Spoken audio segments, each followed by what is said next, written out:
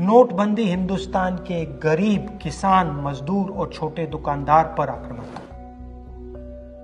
नोटबंदी हिंदुस्तान की असंगठित अर्थव्यवस्था पर आक्रमण था। 8 नवंबर 8 बजे 2016 प्रधानमंत्री जी ने नोटबंदी का निर्णय लिया। 500 रुपए, 1000 रुपए का नोट रद्द भी कर दिया। पूरा हिंदुस्तान बैंक के सामने जाके खड़ा हुआ। आपने अपना पैसा, अपनी आमदनी बैंक के अंदर डाली। पहला सवाल, काला धन मिटा? नहीं।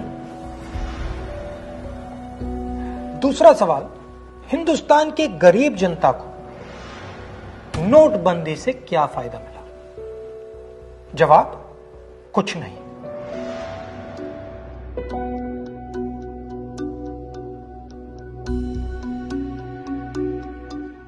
तो फायदा किसको मिला?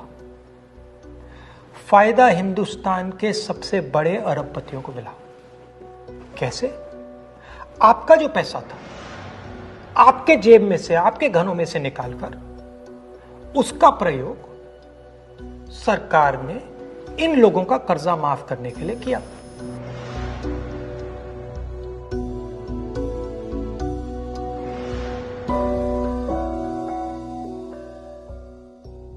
मगर वो सिर्फ एक लक्ष्य था।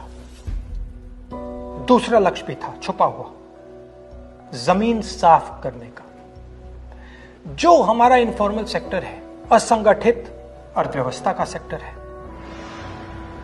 वो कैश पे चलता है। छोटा दुकानदार हो, किसान हो, मजदूर हो, वो कैश से काम करता है। नोटबंदी का दूसरा लक्ष्य, जो जमीन साफ करने का लक्ष्य, असंगठित अर्थव्यवस्था के सिस्टम से नगद कैश को निकालने का।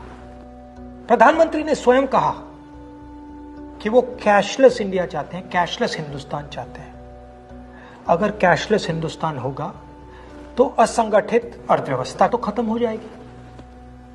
नुकसान किसको हुआ?